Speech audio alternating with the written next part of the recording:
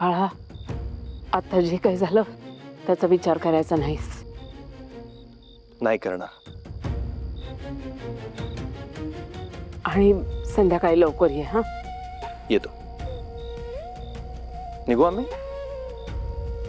शशांक, अभिची काळजी घ्यायची. Of course old lady.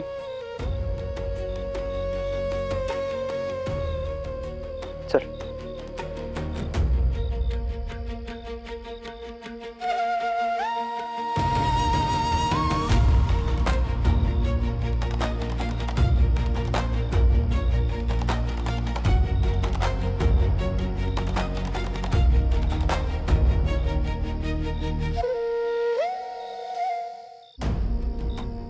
अलकाताई, तुम्ही या सगळ्या गोष्टी मनात ठेवू नका. आपण एखादी गोष्ट मनापासून गेली ना की कुठलंच विघ्न येत नाही. खरंच. बरं, आज चांगला दिवस आहे की नाही, तर आजचा दिवस हसऱ्या चेहऱ्याने घालवायचा. अलकाताई, माझ्यासाठी एक स्माइल प्लीज.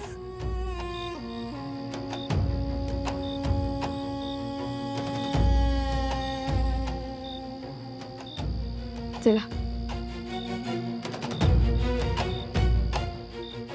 ती संजीवनी काकू काही बोलते रे, आणि आजी समोर बोलते. आधी काय तर माझ्या आई बाबांच्या मृत्यूचा विषय काढला, मग काय अमावस्याला म्हणे कोणाचा तरी जीवच जातो. काय असं काय वागतात मला काय कळतच नाही यार. जाऊ दे ना, जाऊ दे. तू तिचं बोलणं मनावर नको घेऊ. कसं मनावर नको घेऊ? आधीच घरात आहे, असं काय काय घडतंय त्यात हे असं काहीतरी बोलत राहायचं. आई नो, मला मला दिसतंय ना सगळं, मला कळतंय रे. मी फक्त एवढंच म्हणतोय की आता त्यावर फोकस नको प्लीज.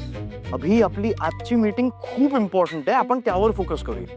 आणि महत्वाचं म्हणजे तू ना या विषयांवर विचार करूच नकोस, कारण तुझं कसं आहे माहितीये का, तुझ्या मेंदूच्या इंजिनला एकदा ती इग्निशन बसलं ना की मग गाडी धावते आपली. मग ती आली त्या ओव्हर थिंकिंगच्या हायवेवर. ओव्हर थिंकिंग करत नाहीये मी. मला जे दिसतंय, ज्याचा मला त्रास होतोय ते तुला बोलून दाखवतोय, बाकी काही नाही. हो, मला माहितीये, पण अरे पण सगळ्या प्रश्नांची उत्तरं नाही ना मिळत.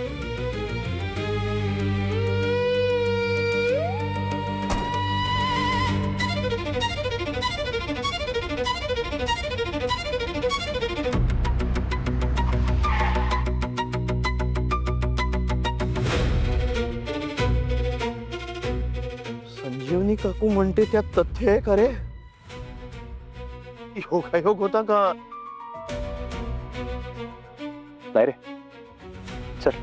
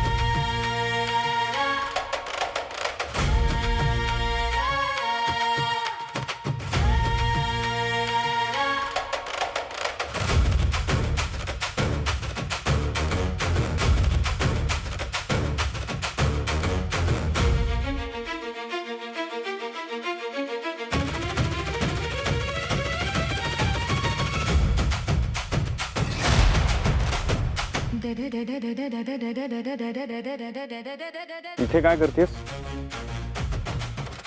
आज अमावस्या आहे. कुलपुरुषाच्या जागी सगळीकडे झगमगाट असेल.